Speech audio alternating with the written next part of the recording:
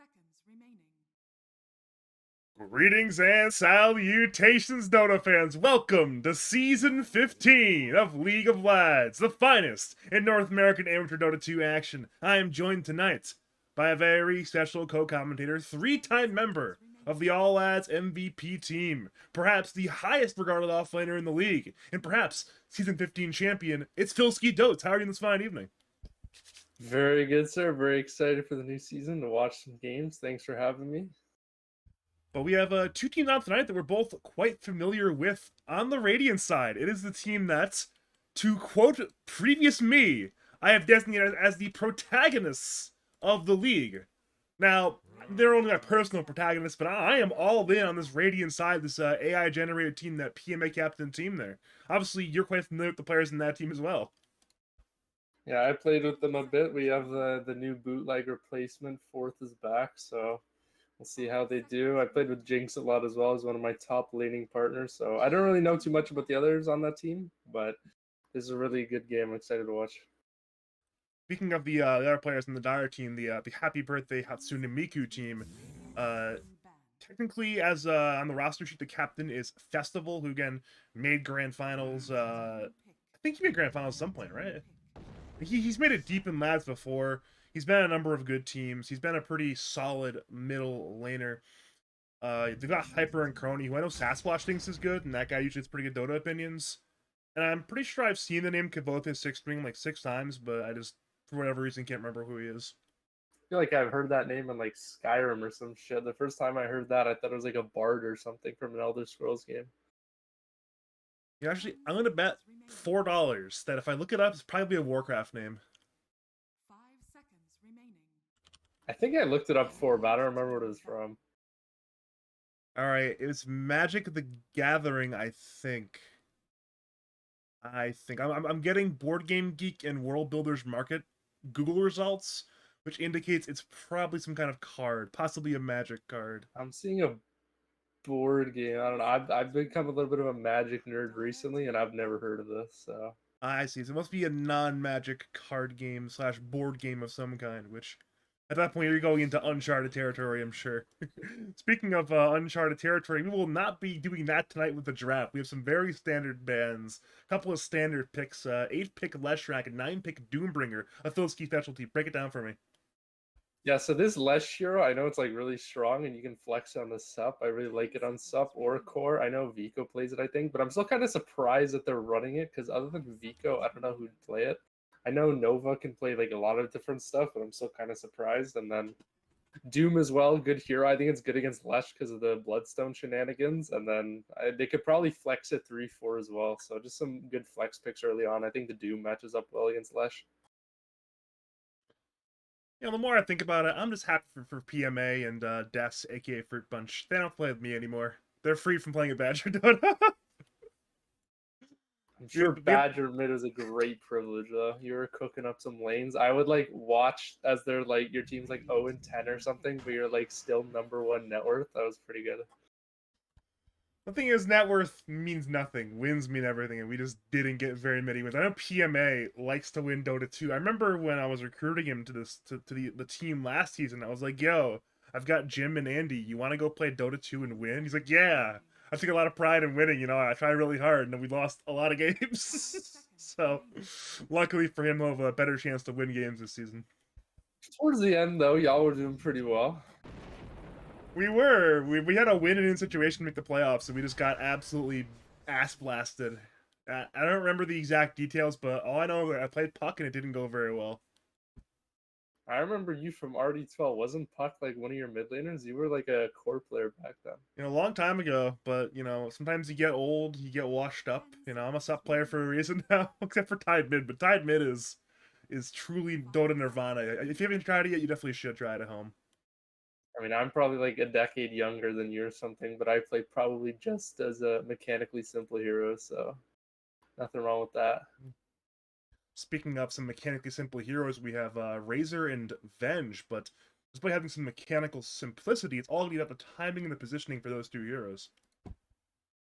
Yeah, this Razor's like another flex, and like, I don't know, it's kind of weird because I see some teams that get fucked by like over flexing a bit, where you like don't really know where you're actually putting stuff and you kind of panic at the end. So I'm wondering if they already have like pretty solid ideas where they're gonna put them, even though it looks like a flex. Yeah, I really hope it's not a Razor carry. Partially because I don't personally like it, but also because I have put my reputation on Razor carry not being good in lads this season for whatever reason. So if Razor carry does well, then I lose. But if Razor carry doesn't do well, then the team I want to win also loses. So I can't win here if it's Ghost carry. I think there's a good chance it goes off lane. They've already banned what, like Mars. I mean, fourth hero pool's pretty small, but I know he plays Razor. I think Vico might be able to play it. PMA definitely does. So this Pudge pick is also pretty interesting. I don't know what to think about that one. I'm pretty sure it'll probably end up being a Pudge carry, but there's a little bit of hope in my heart it's a Pudge support. Pudge support is one of the most interesting things in Dota because either it'll succeed spectacularly or it's going to fail spectacularly. Either way, it's fun for me.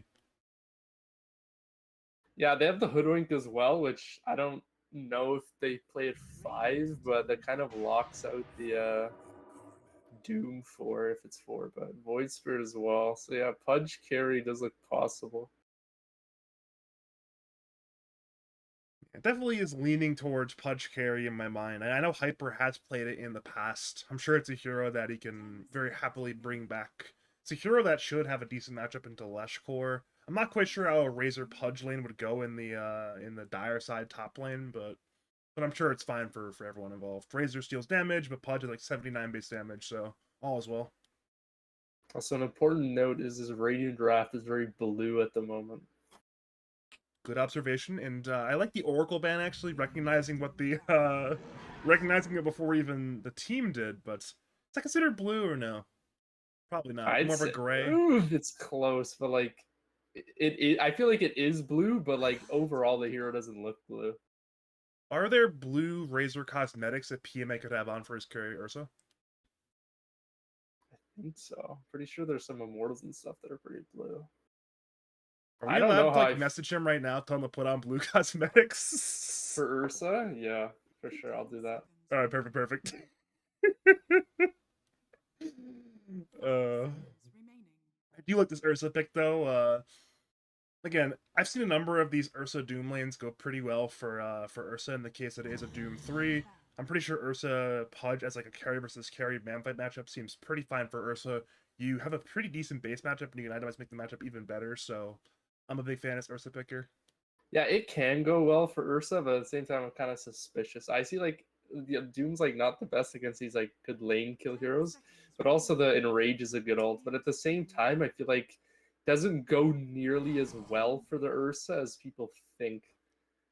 I don't know. I feel like I've seen a lot of times where it swings in the Doom's favor, and then the pick feels really dumb. But it also looks like, I guess, with that this is probably a Razor off lane. And then maybe they're flexing, like I was talking about earlier, this is Lesh is between Vico or Nova, so that's probably what their last pick's going to be here.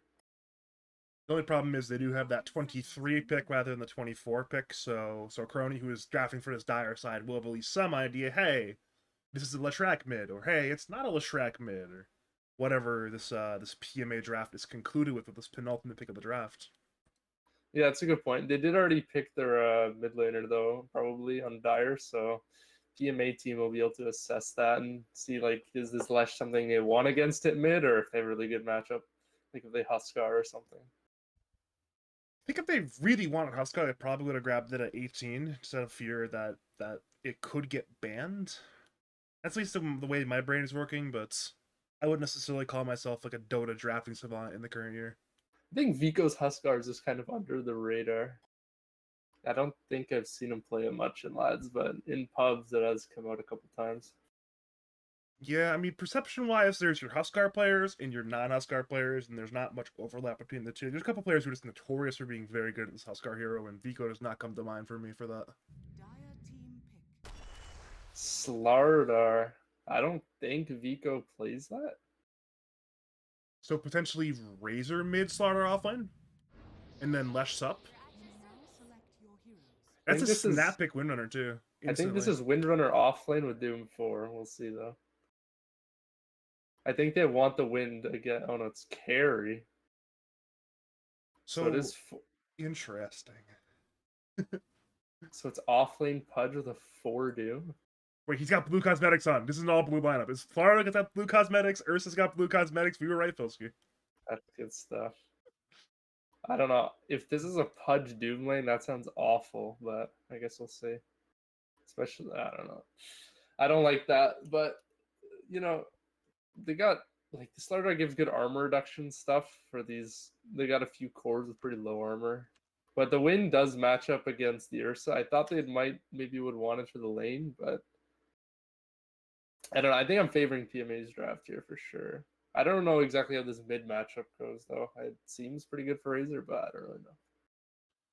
I mean, I'm not actually sure. I don't think Simulate goes far enough away to break a link automatically, so it's going to require some good play from Tesla, perhaps some good remnant usage. Maybe it's going to, like, I know a number of puck lanes, a number of, like, lanes of heroes of that style. You use your abilities properly, and the lane goes well, and if you don't, you die, and perhaps maybe the Razor won't necessarily kill you, but if he gets a full duration link off on you, then your game's pretty sad.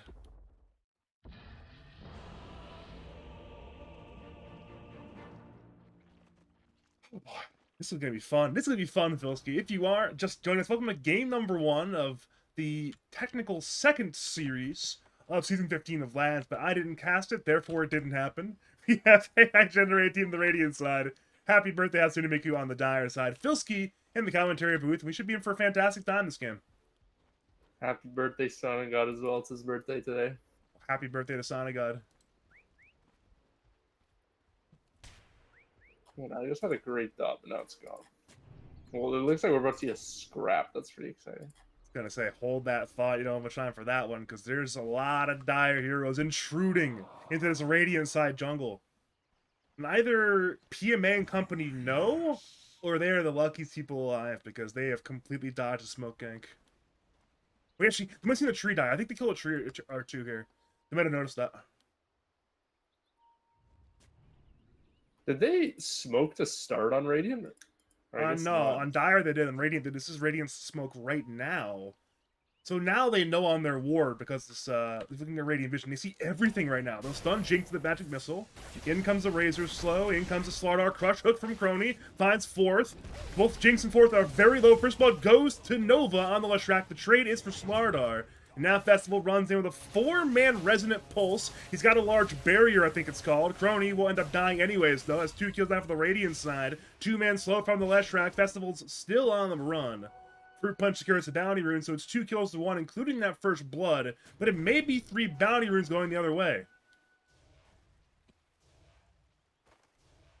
Okay, I remembered my good thought, and it was that I agree that the season hasn't started till Badgers cast, because I don't really watch any casts other than yours. Thank you. I think we should have a pool so that you just cast literally every game. I think that'd be good. As much as I might be willing to, at a certain point the voice doesn't cooperate. You need a rest day here and there. And we have a lot of series this season, so we're talking like after you cast one series, you have to cast the next series from the VOD immediately, so yeah, at a certain point it just wouldn't work. Actually, they're running the Doom top, which I'm really happy with, because that fucking lane bottom sounded terrible, but this is good. Or better. I think they can easily win this top lane on Dire. And Jinx is playing this hard camp right now. He's body blocking it, and he's got 2 sentries. This is a man who cares about this hard camp immensely. It's just kind of weird though, because like on 4 or 3 Doom, you're pretty happy to eat the small camp creep, because those are like the best ones. But I don't know if he wants to do that, since that's its own camp. Maybe only after he like stacks it or something. I guess some of the levels in the creeps might not cooperate with like level 1 Devour anyways. I mean, you'd know better about that than I would, so. For which camp, sorry? From really any of the hard camps, if he lets those spawn. Yeah, there's like nothing good. Other than like the mana burn creep is pretty good. Because you get like a fat mana aura as well. Just a hero like Doom mana aura is quite nice. Like, Doom's one of those heroes where if he just had infinite mana, his life would be so much happier. You would cast so many spells, like minute 1, Scorched Blade, Infernal Blade, Scorched Earth, everything is immediately being casted, but alas, no mana. Yeah, back when you could buy mana boots, it was chill, but it doesn't really work anymore. So I see people like 33 buying like soul rings and stuff to make up for it sometimes. So he got a ghost creep. I kind of wish he saved his devour. That creep's like way better, I think, in this situation than this speed. Yeah, it gives a 25% slow. That's a pretty decent slow. Yeah, it's silly. If he had the slow, Fruit Punch might be dead right now. I mean, he does have the speed aura, but again, if you do the math on this, the delta is like, what, like 12% better on the slow than with the move speed, so what can you do? Mathematical error from Jinx here. Fourth is top CS, but they just got a full wave denied. That feels pretty bad. Yeah, the CS is remarkably even. I mean, all 6 cores are doing somewhat well right now. You know, in a lot of these games, you'll see 1 or 2 cores do very badly, but right now, everyone's pretty even right now. Bottom lane, though, we may see a kill. Splitter is missed from Nova, and as a result, Kavath's string will be alive. Kavoth 6-string, Kavath 6-string. Do we have a ruling on that one, pronunciation-wise, or no? I think you just mix it up every time. You'll be right sometimes. Good call. Bottom lane, hook in on Leshrac, but it cost Pudge his life.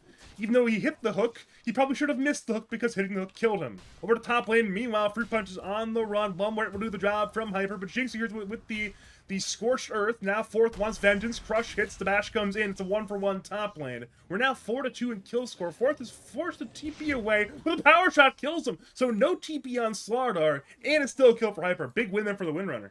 I couldn't think of a worse idea than to just TP there. Like, you could juke the power shot, make him, like, think about it, like, walk to the wave, but he just, like, not only does he have to walk back to lane, he actually just, like, made it so simple for him.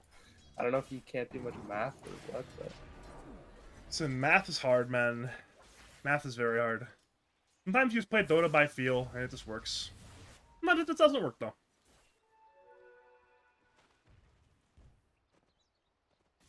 Is Forrest still not playing that many Dota games? I think he's kind of back. He's pretty on and off. No, for a hot minute there, he was not playing Dota games, which would make the math on the run a lot harder to do. Yeah, pubs is definitely a big thing. I mean, some people like substitute with unranked or something, but I feel like you gotta be consistently playing to have a good feel for the game. I mean, next patch is coming out soon, so I think a lot of people are holding out for that, but I think even now, like, playing is a good idea. There is no evidence a new patch is coming out, by the way. People keep saying it, and it should happen, but there's no evidence for it yet. Well, didn't I'll they believe say it when I see it. mid-April? Listen, mid-April is a social construct. I don't know about that one. I've been lied to before by dates from Valve.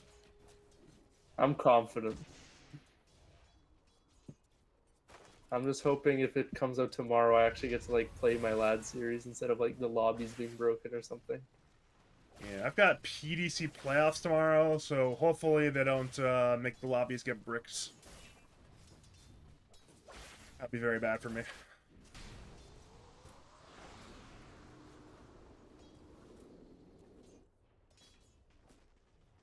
We're seeing some intermittent trading in both of these side lanes right now, but it seems like everybody is pretty A-okay.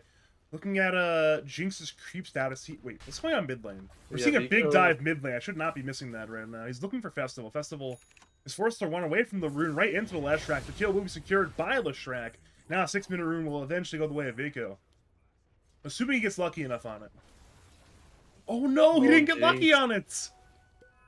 RNG in a skill-based game. What can you do, Filski? I mean, I haven't said it much, like, publicly, but I mean, I have a couple times, but that was such a good rotation by Nova, and like, I truly believe this guy's like one of the best players in this league. Like, he grinds and he's so fucking good. I lane against him a lot in pubs, and like every time it's like a war against him. It's always good to practice with him. It's usually a good sign when you're just running into the high-level players in pubs, and they're like, yeah, this guy's pretty good. I know a number of players who spam pubs do not have high reputations in the last community. Names will not be named today for non-drama reasons, but we know who they are. Jinx has illusions on this rune, but there's no way. Also, Nova just TP'd. Alright, never mind. He's actually not that good. I take it back. Maybe the illusions forced the TP. I'm sure he knew of the illusions, but Maybe they can sort of the panic TP secure the rune there.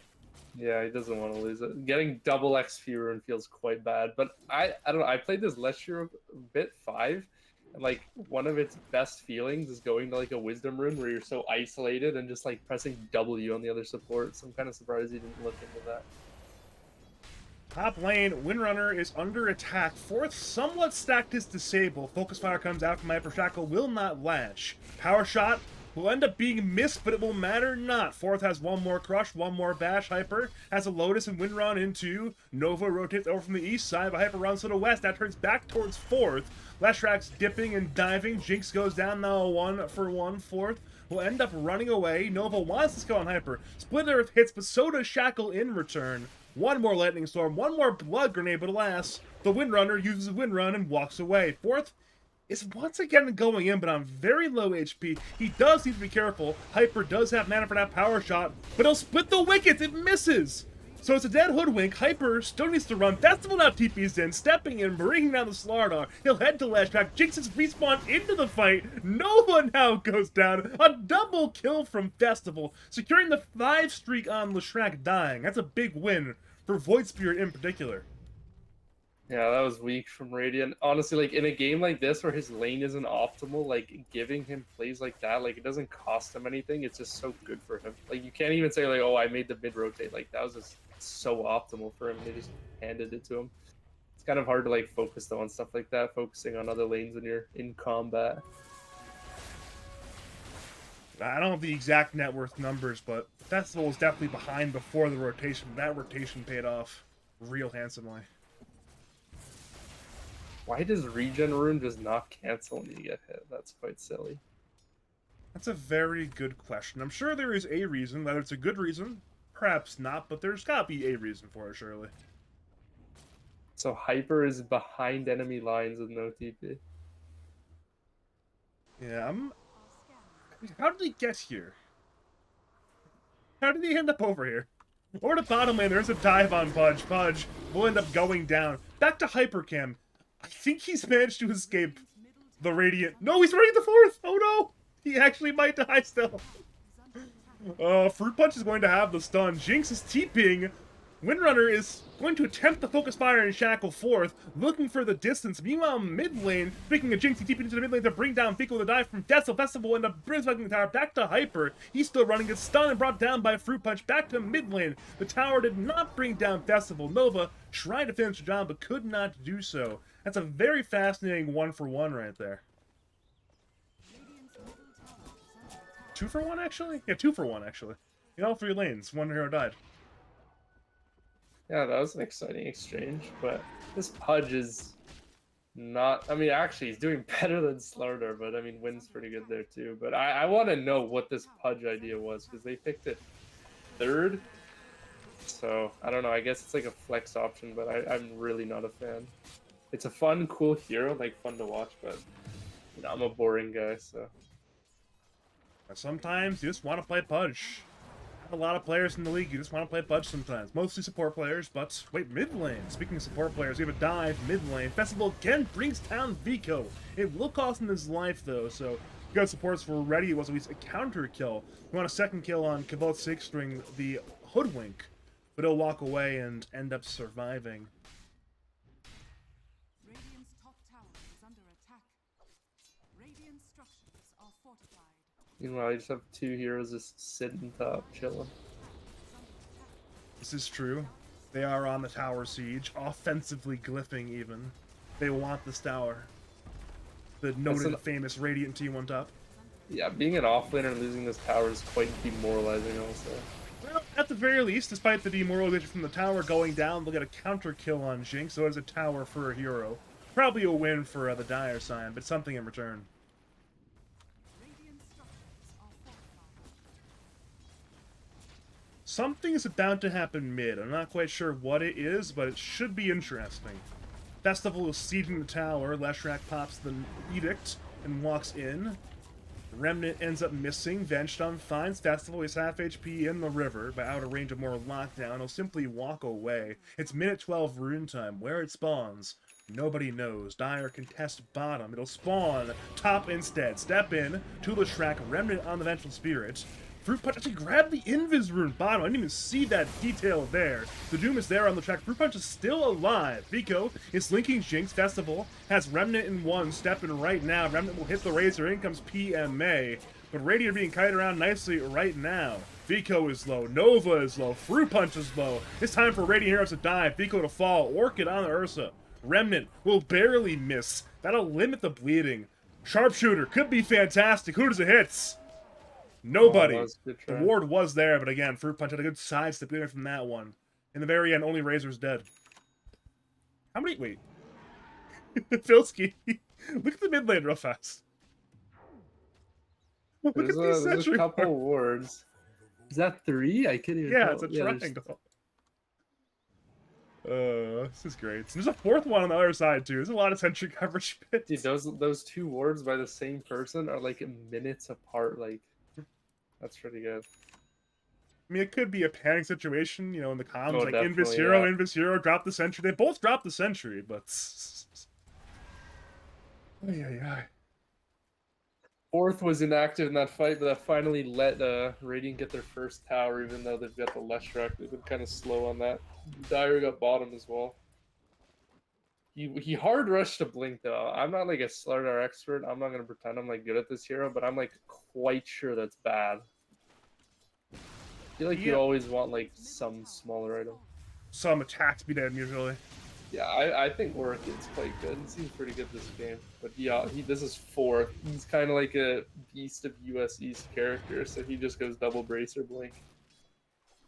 You know, it's just one of those things where I'm a little bit surprised that they didn't grab... I think Shaker was unbanned, but I'm not sure if offlane Shaker is really viable right now. I know in the past he's a big offlane Shaker guy, but the future is here. Yeah, I think if it was a little bit more meta, he'd definitely be jumping on that, but not quite there. I know they banned the Mars, which is definitely a verified 4th classic. Speaking of 4th, he smoked up mid lane, looking for the Void Spirits. Festival steps in instead, breaking the blink of Slardar. That is That's so extremely fortunate for Festival, unfortunate for 4th. Your blink reveal is it getting canceled through smoke and just walking up to him as he escapes your 4-man gank. It's either a 6th sense or it's a very lucky play. Now Dire will be the ones who are smoking 3 up the river. Festival leading the way. Slardar this time blinks away from the Void Spirit. He'll head over to the Venge instead. Acorn shot slows. Blink in by Jinx actually as well. Surely Venge goes down, but it could be Vengeance time. No pun intended. Jinx gets slowed and brought down. The Doom was not there in time. Focus fire on Razor. Vico to fall. The Hyper is incredibly low. Split Earth will miss. But the Lightning Storm will finish the job. It's a 2-for-2 trade. 1 core on both teams. 1 support on both teams dying. We're at a 3v2 fight in the Radiant Side jungle. Under a Radiant Side ward. They'll choose to go in on the Void Spirit. They pinged him on blue, so PMA wants to kill. Problem is, he's playing Void Spirit, and he's fine. Honestly, it was an even trade, but I'm happy for Dire in the fact that they have this pretty greedy offlaner, and he's kind of just chilling, pushing on top. Like, he's really happy with that whole exchange, I think. Get some great time to just get some comeback farm. And you know you're safe when the entire enemy team is on your minimap. Mid lane, step in twice by Festival. It might cost him his life. He has everything on cooldown, and then has out of HP. It's a bold play by Void Spirit. He gets punished for it. Yeah, when I saw him press another jump, I was quite concerned. Nova is 8-1 on Lesh 5. This guy's miles clear. He's having a good game. Yeah, I mean, he is nearly at the same net worth as both teams' offlaners involved. Wait, bottom lane. Speaking of offlaners, 4th is being attacked. Stunned by the Bushwhack. Shackle does not latch. But with the Focus Fire, the Doom, and the Sharpshooter, surely the Slardar is dead. Fruit Punch has a swap, but at this point it's too little, too late. Simply a dead Slardar. Finally pressed the Doom. I was hoping he would do it earlier. Honestly, you just gotta press that spell. You didn't get it off in the last fight. I think it would have gone a little better for them. But it's on cooldown now. He can go back to eating creeps. But honestly, this hero, even on support without his Doom spell, like, especially if you get like a Centaur or a more useful spell in this aura, like this Infernal Blade and just jumping on people is quite good. He's got that speed aura. Level 2 speed aura, Filski. He's keeping it. He's He is keeping the speed fast. aura. I do it sometimes on core because it's nice for farming, but I don't know about here. Maybe he hasn't found anything good. Yeah, I mean, it's unlikely to get that screwed, but it's certainly possible he'll just get bad creep camp after bad creep camp after bad creep camp. This Radiant lineup's really good at roshing. I don't think this top one's realistic unless they can sneak it quick, so I think they need to start playing around bottom here. Speaking of playing around bottom, Dire are there. Swap away by Fruit Punch. Saves fourth for now, but it'll cost deaths or life. Blink it again by Jinx. Sharpshooter hits. Venge finally dies, but in comes Vico, linking the Doombringer. Shackle Shot keeps Razor a bit distance away, but it does not matter, because Jinx is still at the Slardar anyways. 1-for-1 trade. Top lane, a solo kill by a PMA. Ulti not even needed. There's some TPs on the way, but it's... Look at it with murder. Good play from PMA. Yeah, that's really good for PMA. That's a really bad on Pudge. Solo kills like that core on core, even support, are always quite bad. But Both steps committed. He's got the enrage, and a walk away. I believe that was a missed bushwhacker. Was I was going to say for a second he quelling bladed the tree, but Battle Fury's still on cooldown, so I guess he just missed the bushwhack there. Yeah, you're right. That was really getting away with murder. That was.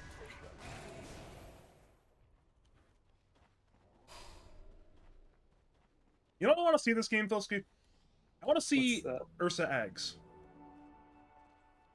I'm not sure how good it is, but it sounds pretty good to me. Yeah, I was just wondering about that. I'm not sure. I mean, other than the Doom, it seems pretty fantastic, this game.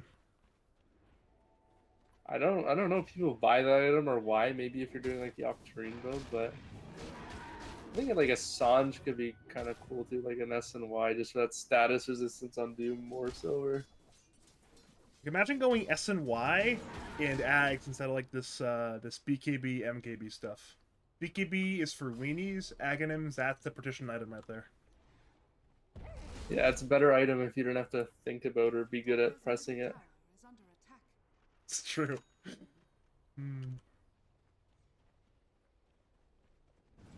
Well, speaking of PMA, he wants Void Spirit, the instant reaction to simulate step away. At this point, Festival sees Leshrac and Raze around the ward. He'll once again step, he'll look to TP, and it will end up not succeeding. Okay then, split it at the very last moment, Festival to simulate to these, but PMA is there, more than ready to bring him down, and... well, it's Roshan time, he'll move bottom in 2 seconds, and both teams will be there. I don't know how Dire are gonna fight this though. This is really bad with Festival being down. If there's a will, there's a way, I suppose. There is an observer ward, so both teams are aware of where the Radiant are right now. They're giving it up, maybe a cheeky snatch or something, but... I'm not sure how he could possibly do it on Hoodwink, but if he does, it'd be pretty cool. He's given away his position. At this point, Hoodwink's life is forfeit. Roshan goes the way of PMA, eats through the Ursa, and a kill goes to Vico.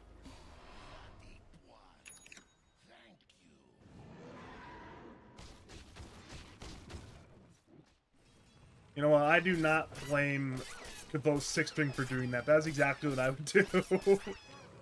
Go for, you know, the big play. Probably feed, but if it works, it's pretty cool.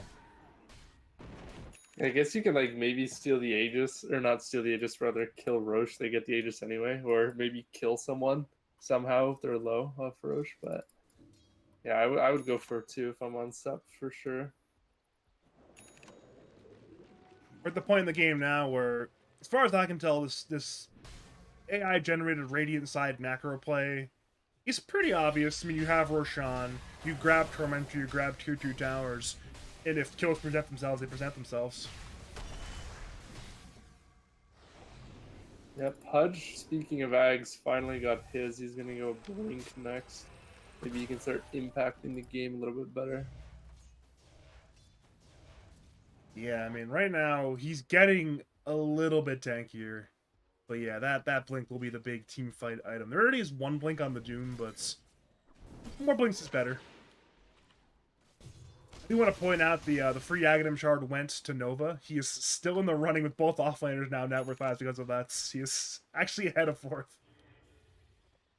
Yeah, that doesn't surprise me. The thing is, though, with I feel like going tanky on this Pudge is like they have so many heroes that like minus armor and just Ursa stacking up swipes. I feel like that idea is just not going to work well here. I think some utility items or stuff that does things, I guess, like Blink or I don't know if Yules is good, but something wonky maybe. Alright, I've got the solution, Filski. So, Veil, it gives 4 armor. Fade's Boots gives 4 armor. He's got a branch. He can sell that, buy a Ring of Protection. Falling Blade, sell it, another Ring of Protection, and then buy a Shiva's Guard. Suddenly you've got armor. I think it's actually fine to like do that, but he's probably buy a Wraith Band, not a Ring of Protection.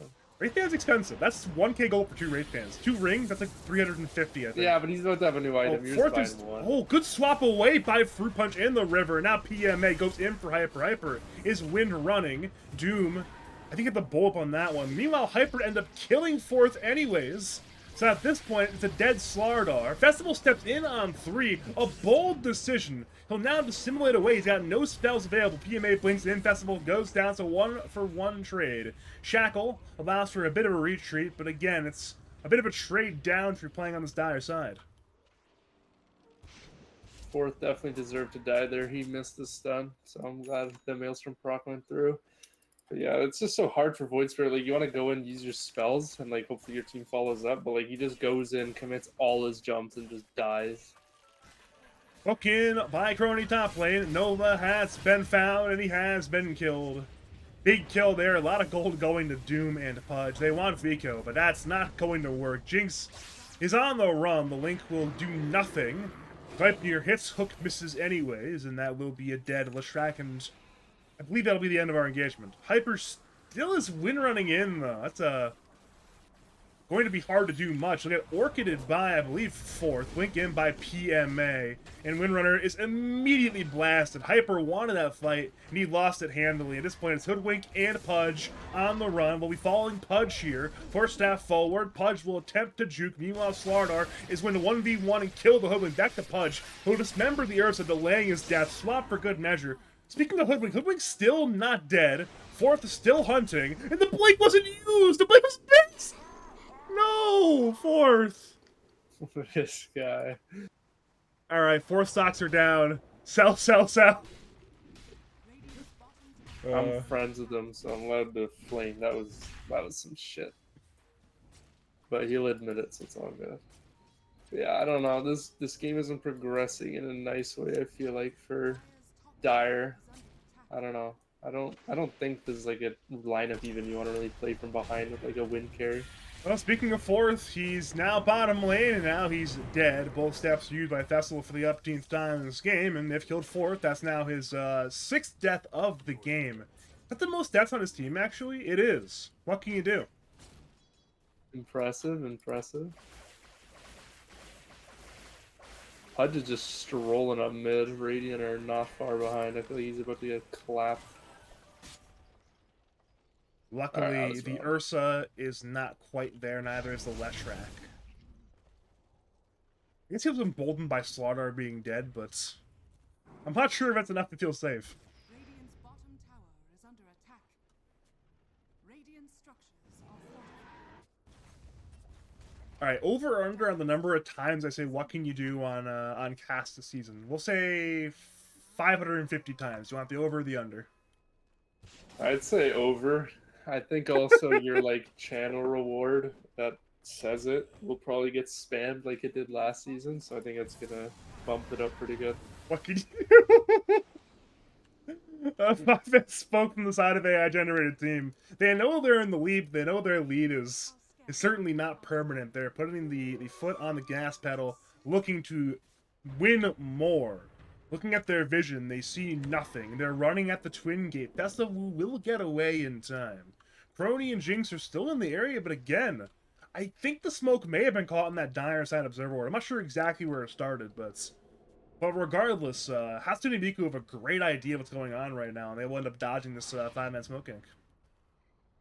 I went back to it's actually like just barely bordering 2K. They're like slowly getting some more gold. They have like a more refined cores. All their cores are together. Meanwhile, PMA is holding a lot of the gold. I mean, Nova's really rich too. He's even more farm than his offlaner, but That's the Doom factor right there. Top lane, Festival is under a Radiant Obsword. PMA, Fruit Punch, they're all looking at him, but at this point the angle simply isn't there. Instead, Crony sees a Leshrac, he's got Hook, it will land. That's Bend a is far from his start. friends right now. And at this point, Leshrac will end up going down. And the swap's still there in time. How is Leshrac tanky? I'm not entirely sure. Punch goes down. Doom on PMA. He'll BKB anyways. Dire are collapsing. Jinx will hoof stomp, it'll die anyway. So buyback on Doom. Simulate forward by Festival. They want to use that Doom buyback to its greatest ability. Venge is the target. Bushwhack will hit, but again, the Doom is ended on PMA. He can go back in, and Dire should be aware of that one. Gleipnir hits Fruit Punch. She's still fine. How did Flash not die there immediately, actually? Yeah, I kind of cursed it saying it was a good jump, but at the same time, I feel like he was hooked so deep. I feel like you guys need to kill him really quickly. Because That actually would was have here. been a nice start. He was all the way over here, and his friends were all the way over here. Ben's like here. Yeah, you gotta kill that guy. I agree. He was I don't know. Maybe he's good with his calculations, but he was really deep in those trees. Seemed a bit greedy. Either way, whenever a greedy play is not punished, it's simply a successful play. So success for Nova. Limit testing to his best ability. T2 tower top lane goes down. That's the first tier 2 dead in this game.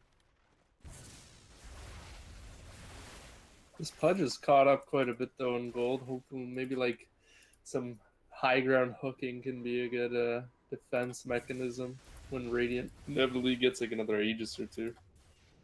It's like one of the hardest things about Dota right now, just breaking that high ground. It's so easy to throw, but it's like so boring just to starve out the map. Like people lose to boredom more than anything, especially in pubs.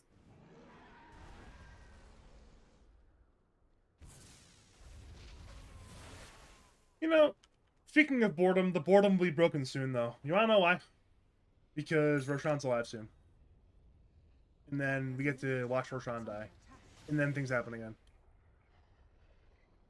So that'll be what, back bottom? Was that where they got it the first time? Yeah, they did. Yeah, they got it bottom. It will be bottom again. Yeah, you're right. If Radiant were lucky enough, it would have spawned top for a free cheese, but instead they will get the banner, which...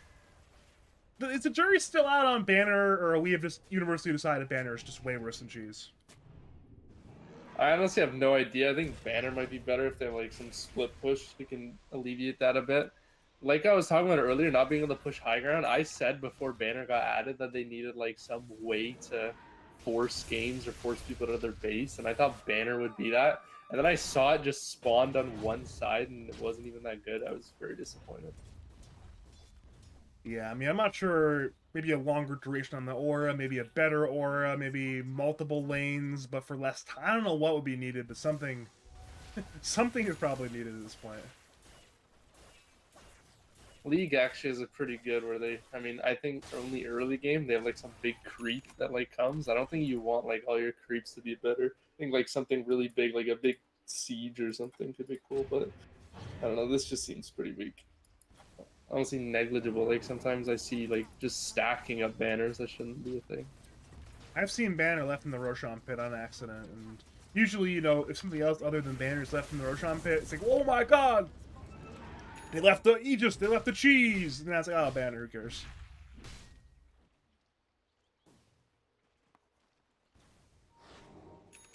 So Roche is spotted. I wonder how, I feel like Dire just don't care at this point. They're not like thinking about even playing there. They're accepting it. Which is fair. I don't know if you can fight into these guys. I think if they knew everything we knew Omnivision wise, they would have grabbed this top tier 2 tower already, but again, it will be a tier 2 for Roshan. If we're talking like classical sort of Dota knowledge, a tier 2 for Roshan is considered relatively even, but I think nowadays that Roshan is considered a bit more valuable than the tier 2. Yeah, I would agree with that. Still only a 2K net worth though. Like in these games, especially as a player, like you could become really like unaware of how close the game actually is.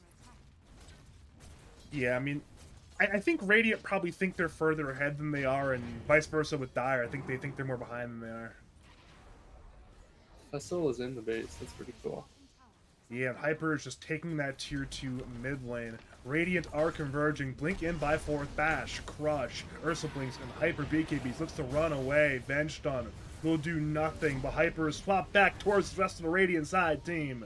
That's a dead Windrunner. She's dead for 67. And now they want one more kill. Festival is juking, he's driving, he's staying alive, but can he thrive? 4th season.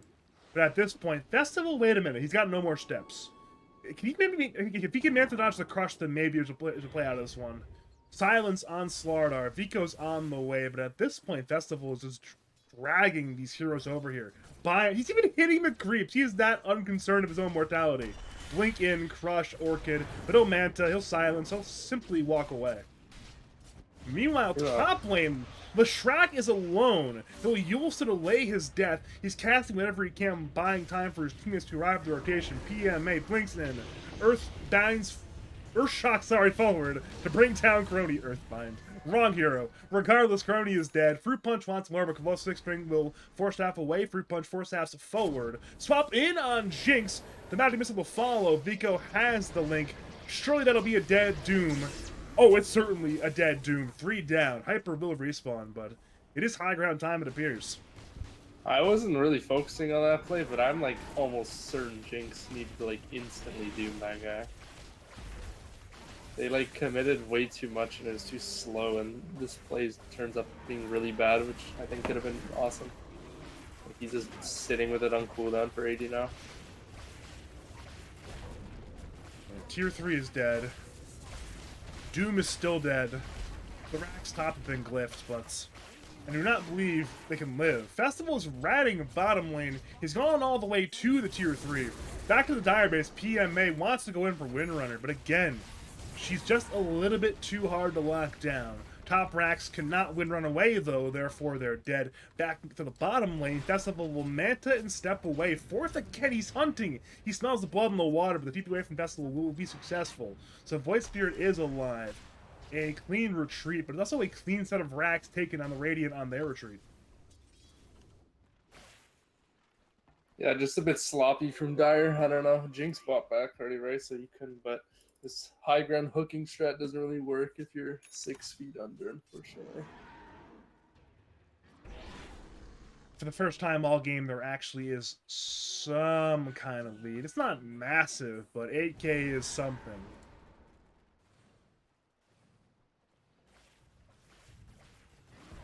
It's a healthy amount. It's probably only going to get bigger.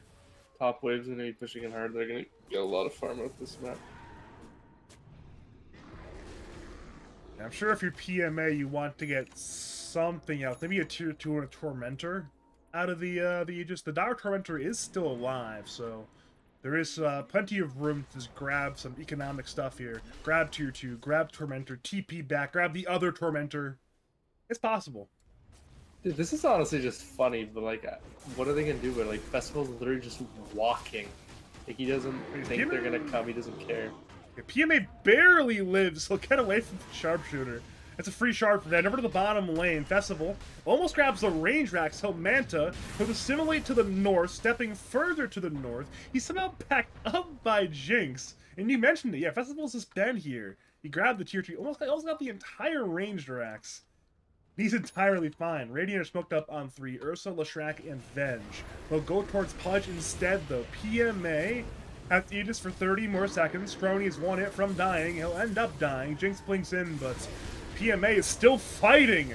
Aegis is there for 20, and now he'll lose it. But the exchange is for Jinx's life. They'll head to Hyper. Hyper will beat Gibby. He'll attempt to run away, but he's just dead. Bashed by a 4th, brought to the grave. And now they'll head to the Void Spirit. Void Spirit will attempt to pull some more Houdini magic, stepping all the way to the southwest across the river. Slardar wants this man. He is sick of his shenanigans. The Orchid. He's got Bash, and I believe that's 1 hit. Crush into... Correction, not a Bash. Don't know how numbers work. Festival again will silence on 2. He'll Manta, but he's brought down. It's 4 dead. Now, at long last, time for more base to die. These fights are just tragic. Like, I don't know. I feel like Pudge should be using his ult. Like, Jinx isn't using his ult until way too late. Pops on a Linken's like... I don't know. This spell casting is kind of rough. These fights are so ununiform. They're honestly like delaying the game pretty well with Festival just running it down, but like so many sloppy deaths. They say time is a flat circle. Middle tower has fallen. Running it down, the optimal high-level strat now, but unfortunately he's still dead. And there's more base dying. White Spirit does have buyback if there is an opportunity. Is under attack. Windrunner just respawned as well, so the 5-man defense is possible. There is only one life on Ursa, so this could be an opportunity to turn things around. Sharpshooter is channeled. Where will it go? We don't quite know. Fourth is hooked in, but gets away. Sharpshooter hits Nova on the left track. Bushwhacks there onto range racks mid go down. Bench stun hits both Pudge and the Winds. The mid racks will be left alive. They're respecting the ability for Festival to respawn into the fight. So again, relatively conservative retreat, but a successful one at that. Correct me if I'm wrong, Badger, but from what I remember, your team last season, although they lost a lot, they were pretty good at getting a lot of winning positions and leads. Is that correct?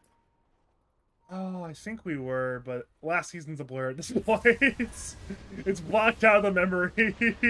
Gleipnir on Razor. Pudge is on the run. Leshrak has a Wind Waker. He's going forward. Goodbye, Hyper. He's got no buyback. Goodbye, Crony. Goodbye, Jinx. This game's looking a little bit over right now. Bench stun. Forward on Kavass 6 string. He'll be dead. There are 3 buybacks, but we are running out of buildings to lose.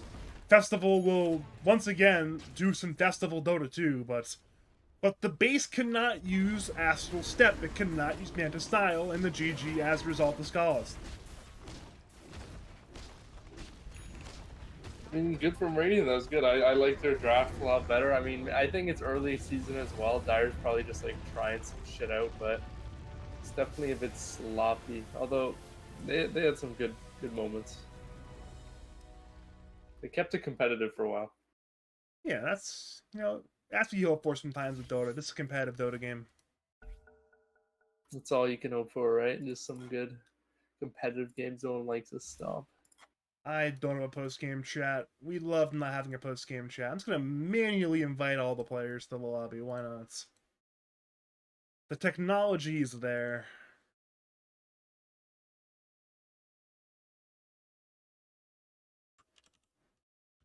And then we go to the friends list and type Filski. The technology truly is there. Going into game number 2, though, what adjustments do you want to see from Happy Birthday Hatsune and Miku going into game number 2?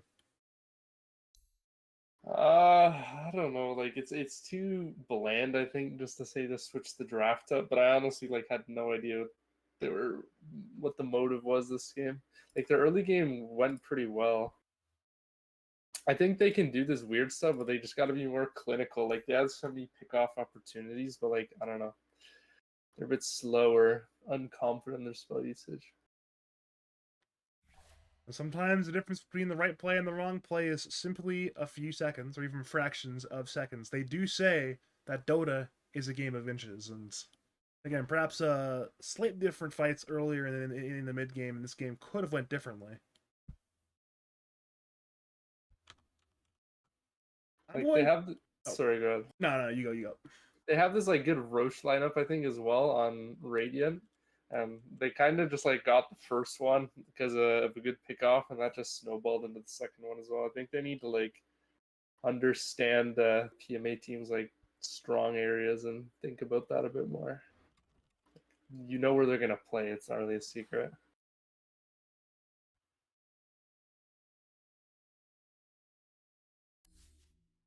PMA, he's chosen Radiance. You a Radiant guy or a Dire guy? I was just about to say, I think my Radiant win rate all time is better. I don't know if that's true, recent patches. It might have changed, but I feel like that's more so of a we don't really know what we want in draft. We'll let them decide and maybe fuck it up themselves. They already won on Radiant, so they chose second pick again though on Dire. Yeah, that means they will have those key counter picks at 9 and at 24 when the time comes. That could be a hot minute. It could be a little while before that one. I don't know, like if there was a particular hero though on Radiant that like was problematic, other than maybe Lesh. It was a good flex and it did really well for being an 8 pick on 5. I'd maybe just ban that, but other than that, I don't really know.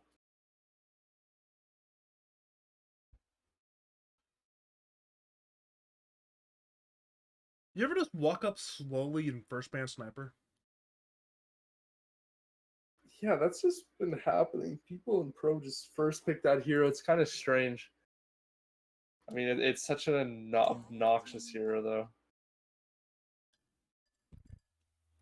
Does a lot of damage. It does a lot of damage.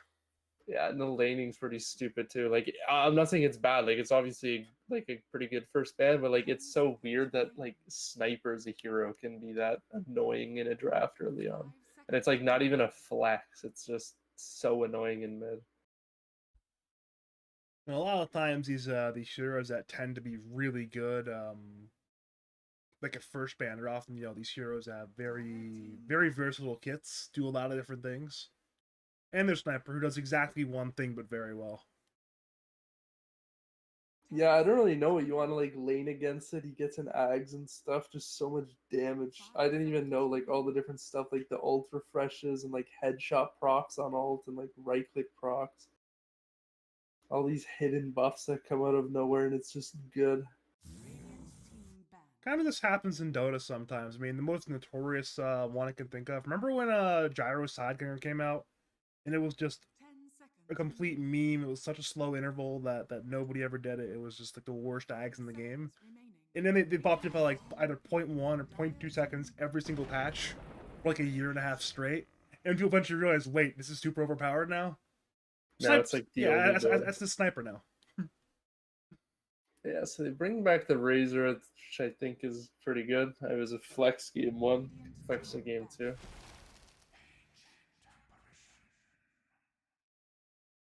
I don't like that at all, but they pick weird shit, I guess.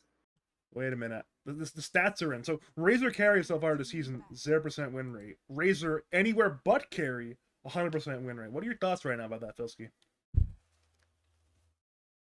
Sounds like you're a really smart guy, I guess.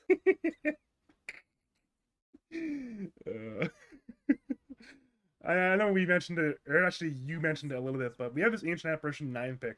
What's the idea behind that one exactly? I really don't know, because I guess it's like a preemptive counter for some regen hero. I don't know if the hero does much other than that. So I'm pretty lost.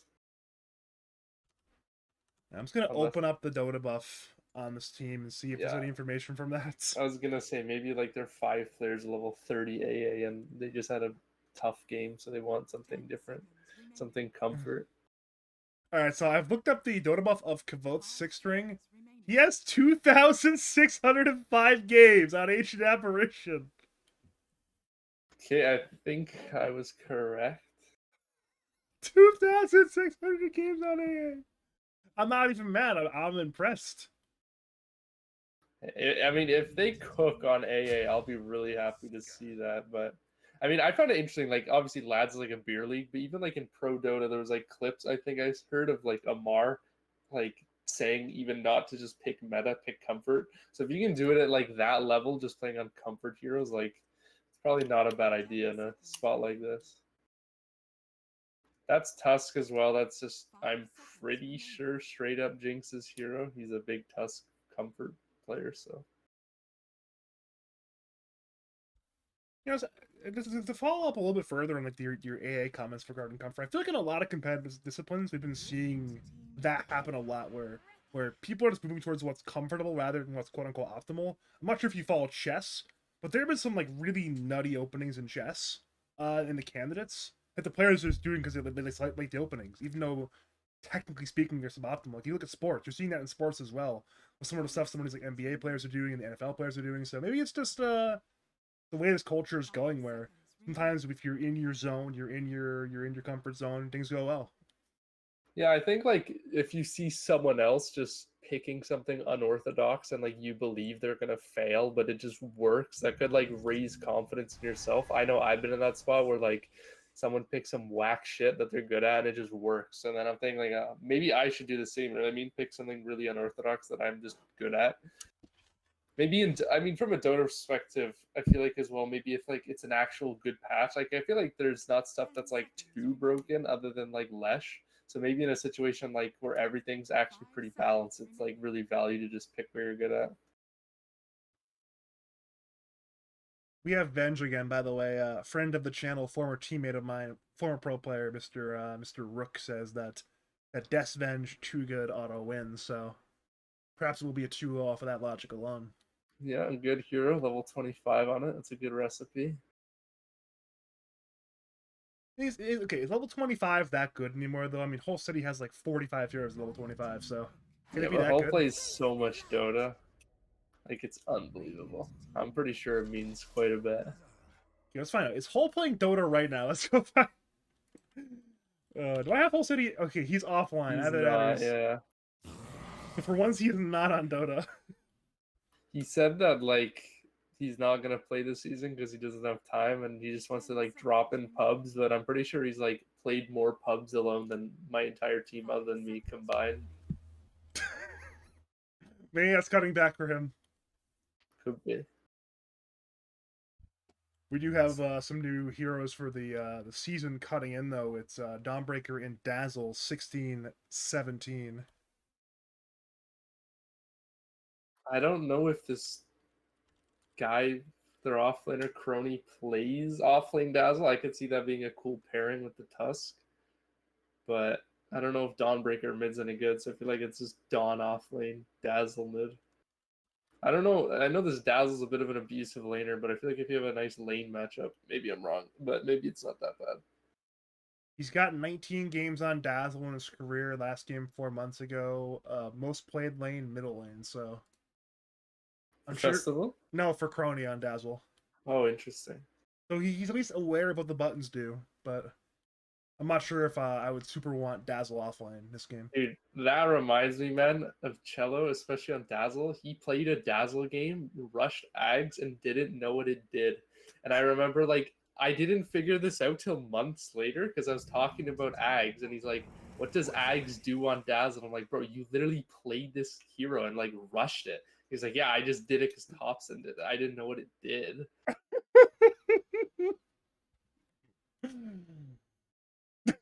So it's entirely possible that he doesn't know what the buttons do, but maybe he's a little bit more.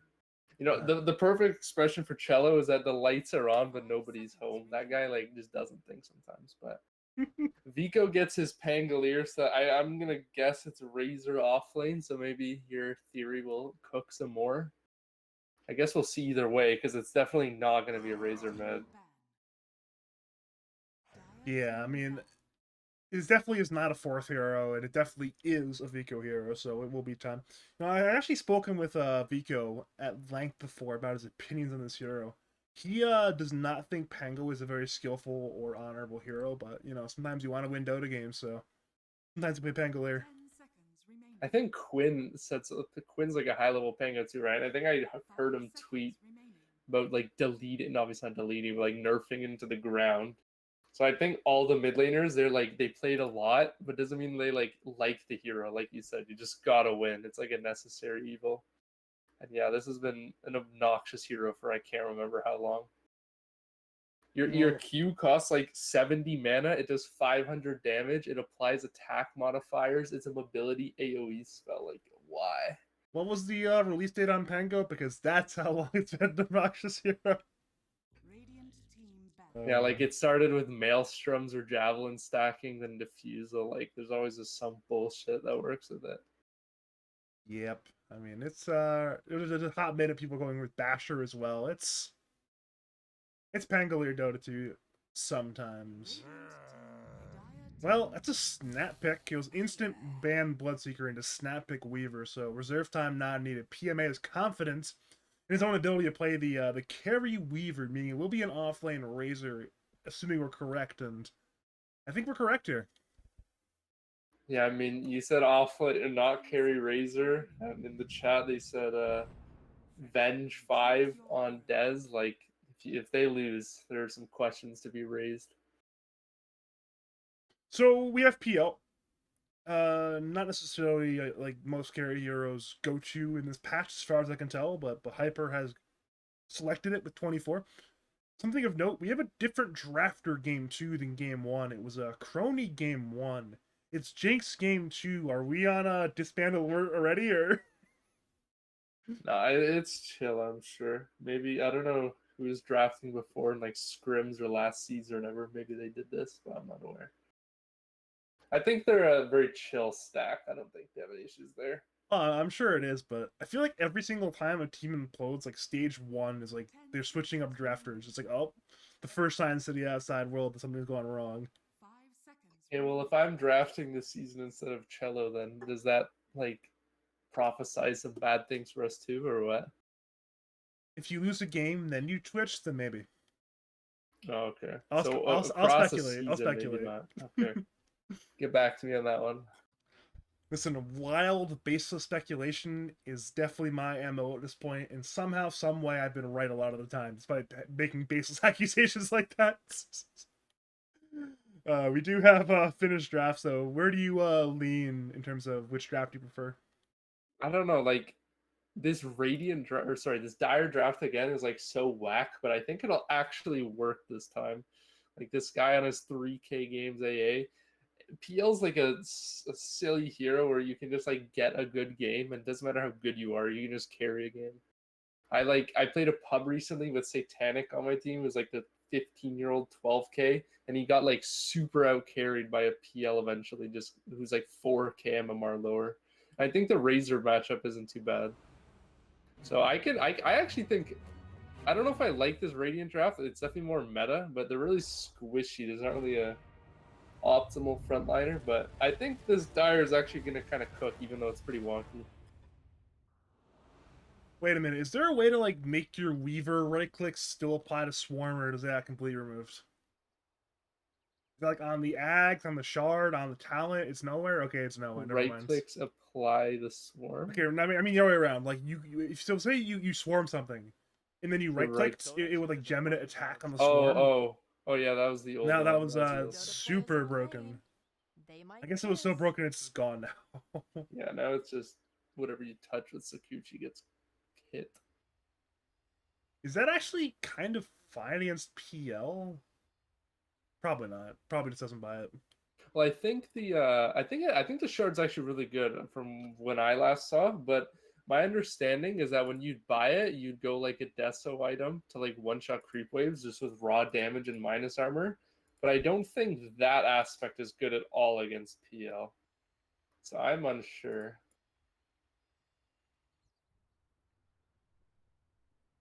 We were paused temporarily, but it seems like the pause will be ending soon. Who chose this pause? So it was Radiant who chose the pause, but now Dire are using the pause, so... I like how Nova is like at his ancient running out, meanwhile his offlaner doesn't even have his items purchased. That's a bad sign. It's in the duality of Dota players sometimes.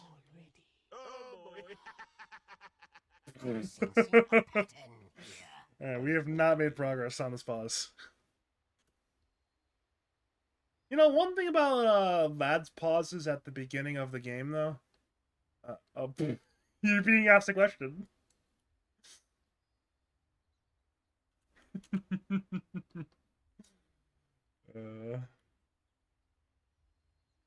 But it seems like you've sarcastically responded to those stunned comments. I'm more so confused. Like festivals like 8D chessing, like only one person played Slardar, but he's asking who Drew is, and I'm like trying to process why. This is definitely... I'm not quite sure if it's 8D chess, but it's certainly at least 5.5D chess here. Regardless, you know, one thing that Lads is usually not that bad about is pausing at the beginning of the game.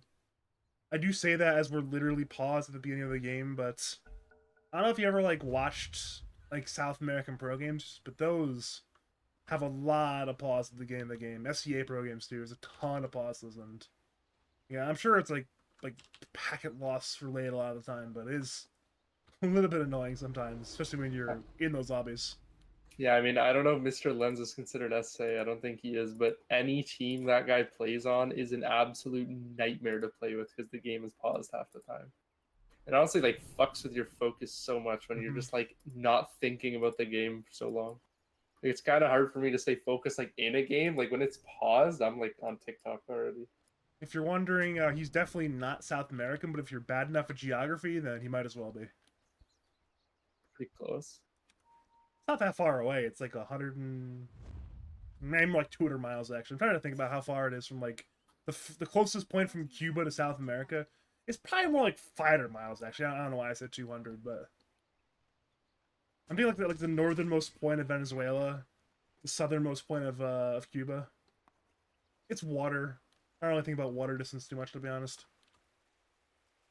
So this is like a 4-man and a 5-man. I don't know what it is, but like when I see a carry player just sitting there, it really infuriates me. I know Sonic God does that a lot. He just like leaves it up to his team to get fucked up at the runes. Yeah, I remember. So right when they. Oh wait, mid lane. Kavath 6-string might be in danger. He's being right-clicked by PMA. He is going to end up River 9 getting stunned by Fruit Punch and Nova. Blood Grenade was used, but it will not matter. AA lives. I remember when the Twin Gate came out and like the Watchers came out. I would do that on 5. And I was playing with Jim at the time. He got so mad at me. I remember there was one game where I was just leaving the team alone. It's like they were 4-manning to go for a rune fight. He paused the game and yelled at me. You know what? I deserved it.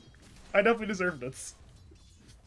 You never deserve a Badger. That was just a game, buddy. He told me not to do it like 4 dives. I just kept doing it. He's like, please, stop doing this. Alright, that might be fair then. Okay, I want to point out that I don't know, like, I feel like Dazzle might have fucked his lane going Shadow Wave. I don't know if you're supposed to, but like, he did it, I'm like certain to save AA. I don't know how detrimental that is, but the 3 million game AA lives. I'm gonna be real with you. It's been like 9 months at least since Dazzle was played last. I don't remember what Dazzle was supposed to steal anymore. Well, my idea is like melee hero that you just click him with Q, but maybe against Pango that's not true because he just swashes away.